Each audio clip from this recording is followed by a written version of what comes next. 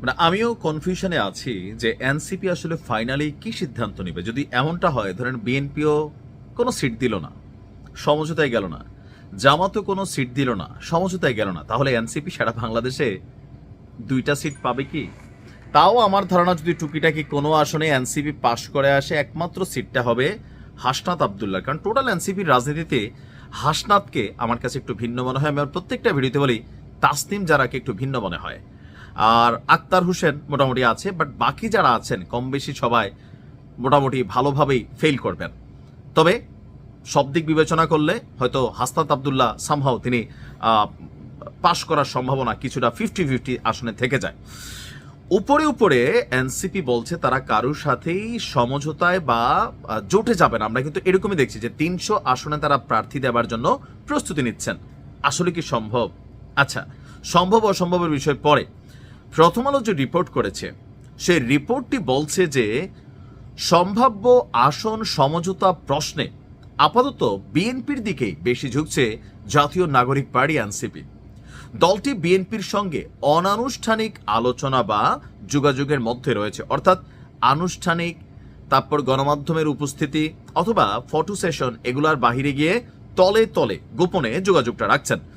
উভয় দলের সূত্র থেকে জানা গেছে, অর্থাৎ এনসিপি এবং বিএনপির সূত্র প্রথম আলোকে বলছে যে আগামী জাতীয় সংসদ নির্বাচনে বিএনপির সঙ্গে অন্তত 20টি আসনের সমঝোতা করতে চায় এনসিপি, অর্থাৎ বিএনপি তাদের আসন থেকে 20টি আসন এনসিপিকে দেবে।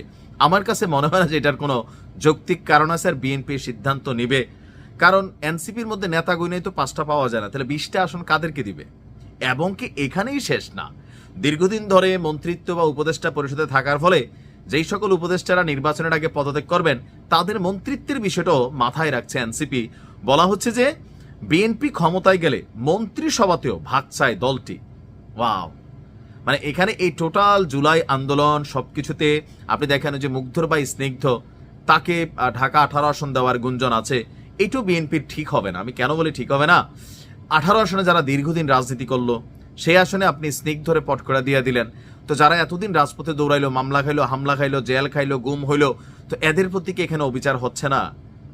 এনসিপির 20টা সিট দেওয়ার মধ্যে কি যে আসনগুলো দেওয়া হবে, ধরেন বিএনপি এটাতে রাজি হইলো, তো হাতে গোনা 2-4টা আসন ঠিক আছে, কিন্তু বাকি যে আসনগুলোতে দেওয়া হবে সেখানে যারা বিএনপির নেতাকর্মী আছে উড়ে এসে জোরে বসা, দিনরাত বিএনপির সমালোচনা করা এই নাসিরুদ্দিন পাটোয়ারিদের পক্ষে, সেইখানে কি বিএনপির নেতাকর্মীরা আসলে অন্তর থেকে, মুখে মুখে দলের সিদ্ধান্ত অনেকে মানবে, অন্তর থেকে কি আসলে সাপোর্ট দিবে না? এসব প্রস্তাব বা দাবি আলোচনা সবই অনানুষ্ঠানিকভাবে চলছে। তবে এনসিপি কার সাথে জুটে যাবে, আসন সমঝোতা করবে নাকি এককভাবে মাঠে থাকবে, সেই হিসাব এখনো খোলা রয়েছে। দলটির গুরুত্বপূর্ণ নেতাদের কেউ কেউ ব্যক্তিগত পর্যায়ে আবার জামাত ইসলামের সাথেও যোগাযোগ রাখছেন বলে জানা গেছে। এনসিপির নীতি নির্ধারী পর্যায়ের 4 জন নেতার সঙ্গে এবং এই বিষয়ে জানে বিএনপির একাধিক নেতার সঙ্গে কথা হয়েছে প্রথম আলোর। সূত্র বলছে এখন অনানুষ্ঠানিক পর্যায়ে যে আলোচনা, তাতে এনসিপি ঢাকায় 4টি সহ অন্তত 20টি আসন নিয়ে বিএনপির সাথে সমঝোতা চায়। এসব আসনের অনেকগুলোতেই বিএনপি প্রার্থী ঘোষণা করলেও আনুষ্ঠানিকভাবে আলোচনা বা যোগাযোগ চলছে। দুই দলের মধ্যে বোঝাপড়া হলে সংশ্লিষ্ট আসনগুলোতে বিএনপি প্রয়োজনে প্রার্থী তুলে নেবে। ইভেন শুধুমাত্র আসন সমঝোতা না, এইখানে এনসিপি নেতারা, বিএনপির একটি সূত্র প্রথম আলোকে বলছে যে নিজেদের ভবিষ্যৎ নিরাপত্তার একটা নিশ্চয়তা তারা চান। তারা বিএনপি ক্ষমতায় গেলে এনসিপি থেকে 3 জনকে মন্ত্রী করারও অনানুষ্ঠানিক আলোচনা তুলেছে। বিএনপির দিক থেকে এখনো স্পষ্ট করে জানানো হয়নি। এখানে এই রিপোর্টটার মধ্যে আমার কাছে যেটা মনে হয়েছে যে যেই সিটগুলোতে বিএনপি তাদের মনোনয়ন ঘোষণা করে দিয়েছেন বা প্রার্থী সিলেক্ট করেছেন, সেই সকল আসনে বিএনপির নেতারাই বিএনপির বিরুদ্ধে রাজপথে নামছেন, স্লোগান করছেন, মিছিল করছেন, বিক্ষোভ করছেন। আর সেখানে একজন লোককে মনোনয়ন দিয়ে দিছে, তার মনোনয়ন কায়রা নিয়া আবার এনসিপির কাউকে দিবে। এটা বিএনপির রাজনৈতিক দৈন্যতা ছাড়া জনগণের কাছে আর কোনো মেসেজ যাবে না। বিএনপির রাজনৈতিক দল হিসাবে এমনিতেই বড়, জুলাই আগস্টের অভ্যুত্থানে তাদের যারা ভূমিকা রেখেছেন ওই সকল পরিবার থেকে তারা কাউকে প্রার্থী দিতে পারেন, কিন্তু বাহির থেকে এনে প্রার্থী দিয়ে তারা দলের মধ্যে, আপনি দেখেন বিএনপি এর আগে গোলাম মোল্লা রনিকে দিছিল না পটুয়াখালী গলাচিপায়, কি পরিমাণ মানে বড় ধরনের একটা ধাক্কা খাইছে বিএনপি আসনটাতে। কেন খাইলো? কারণ গোলাম মোল্লা রনি যতই বিএনপিতে যোগ দিক ভাই, তিনি যে আওয়ামী লীগে আগে এমপি ছিলেন, এটা স্থানীয়ভাবে কেউ মাইনা নেয় নাই। দলের সিদ্ধান্ত নিয়ে আপনি দেখছেন যে সারা বাংলাদেশে কি প্রতিক্রিয়া হচ্ছে। তো সেখানে এনসিপির হয়তো যে আসনগুলোতে তারা প্রার্থী দেয় নাই ওইখানে দিতে পারে, কিন্তু আমার মনে হয় যে এটাতেও দলের ভিতরে একটা বিশাল কেয়াস হবে, আর এই টোটাল রং ডিসিশনটা জামাতের জন্য এটা পজিটিভ হয়ে যাবে।